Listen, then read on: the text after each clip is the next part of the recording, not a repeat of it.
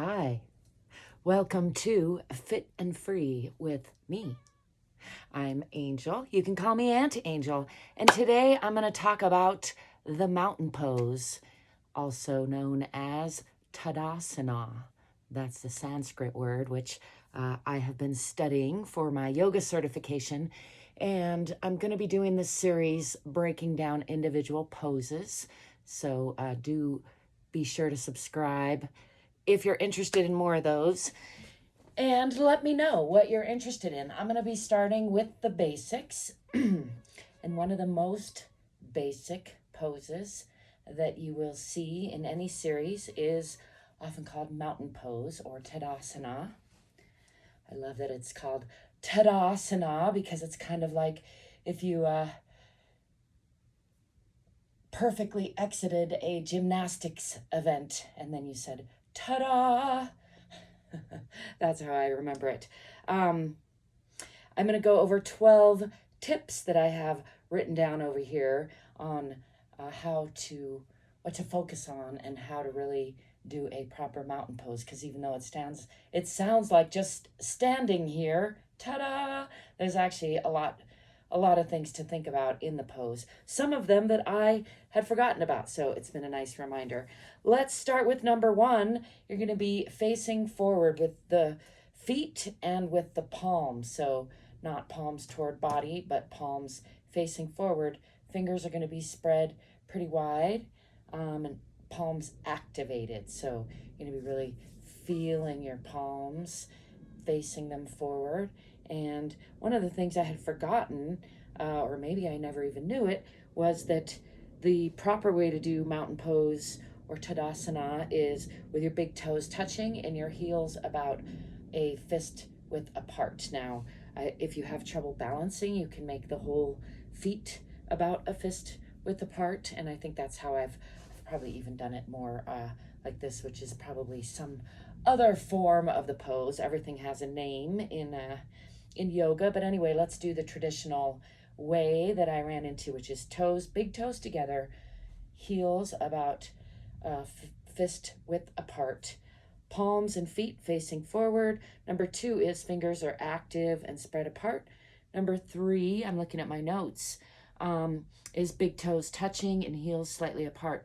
Number 4 is slightly inward rotation of the thighs. So that happens naturally when you bring those toes, big toes together and heels apart. It kind of creates this rotation, inner rotation on the inner thighs. And that's one of the activations that you can focus on mentally when doing this pose.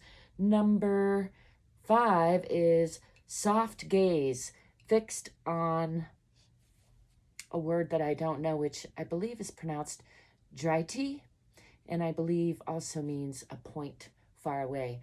And I can't see very well without my reader sunglasses, but just to demonstrate, you're going to be looking, I have to come forward. I'm going to bang my sunglasses on the roof of the dome. By the way, this dome here, this is the Head Hutt, a mega sculpture, which I built myself and wrote a book about, which you can find on Amazon. There should be a link to that down there. While I'm thinking of it, that's our break to our sponsors, which is me.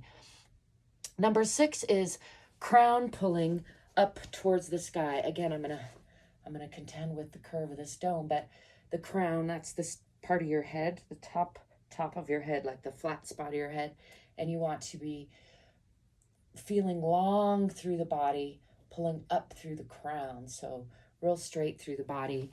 Number 7 is ears over shoulders and chin back, so head aligned in the same idea where for me, I find if I kind of focus on bringing my chin back, that helps bring my ears over my shoulders. You want your shoulders over your hips and your hips over your ankle bones in order to be in a nice alignment here. So you want to be, it's kind of, lately our posture tends to be like this. So you want to make sure to straighten that up. Another number 8 is shoulders rolled back and down, opening the chest. So again, all of this is working on that posture. You're going to be rolling shoulders down, back and down, opening the chest, And keeping the head, I know I'm turning my head, but we'll try to demonstrate here for a breath or so. Again, I'm not getting my feet right. There we go. I didn't finish my list. That was number 8. Number 9 is navel. That's your belly button pulled in toward the spine or in toward the core activated. I like to think of a tensegrity mast, or like, so rather than just pulling the navel straight back, I like to think of pulling it from like a line coming from my spine up here to my belly and then back into my pelvis. So pulling all that back, but really pulling it as I pull the spine straight and long, then pulling the abdomen and the navel, the belly button into the spine. Number 10 is tailbone tucked and glutes activated.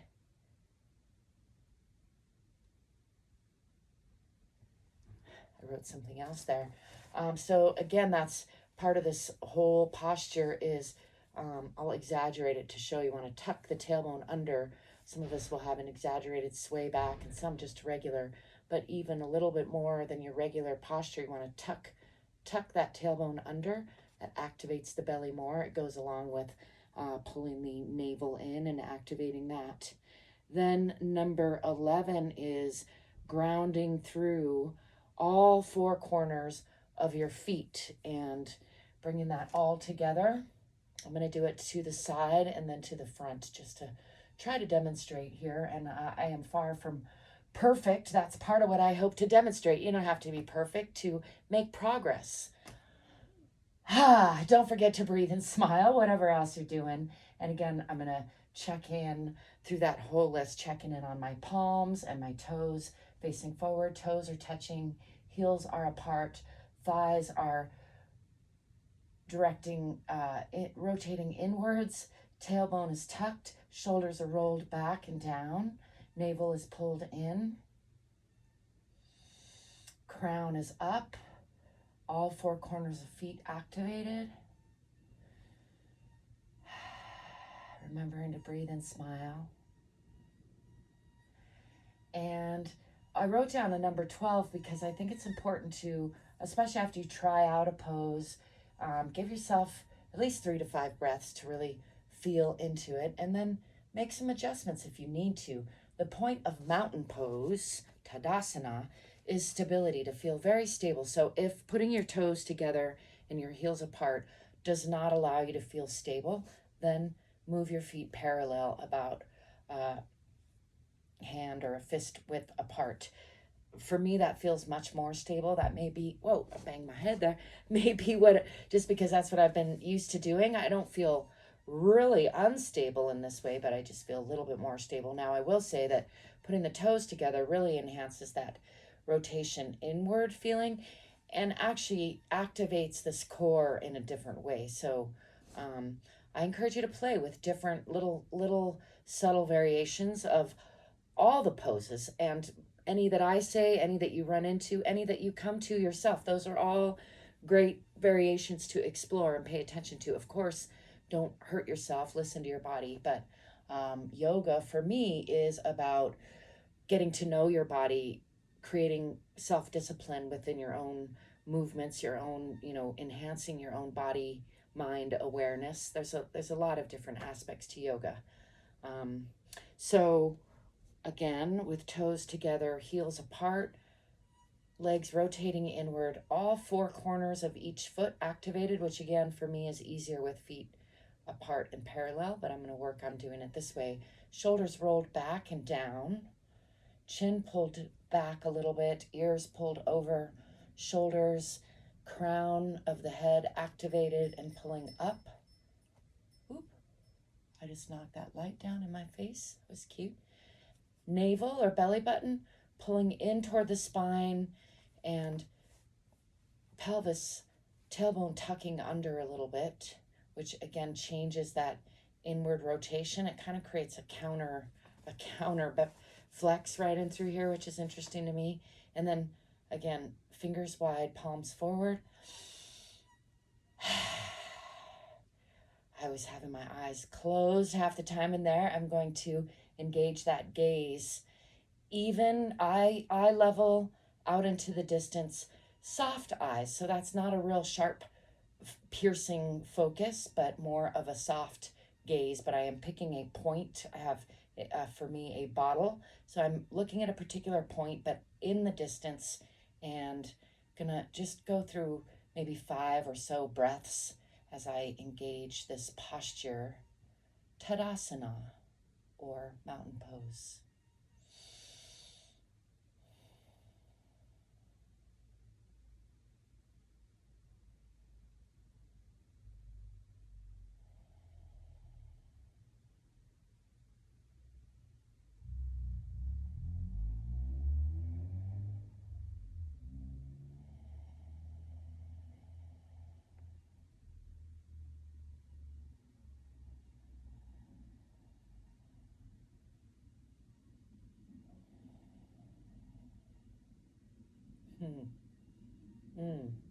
There you have it. There's a short and sweet little mini lesson on one of my favorite poses and one of the most used beginner poses. It's often skipped right through, and I think it's nice to break down the individual poses and really think about what's going into them, especially a pose like mountain pose that might seem inactive, but as we just went through, there's actually a lot going on if you put your mind and body to it. So I'd love to know what you think of any or all of that. I'm going to put my glasses on so I can see better. Believe it or not, I see better with these things these days, changes being what they are.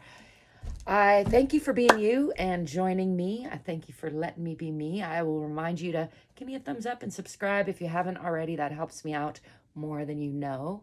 And check out the description below if you want to check out my book about the Head Hutt, which you see around me. It's a mega sculpture, which I built out of recycled materials, largely, almost completely with my own 2 hands. So I love sharing that story.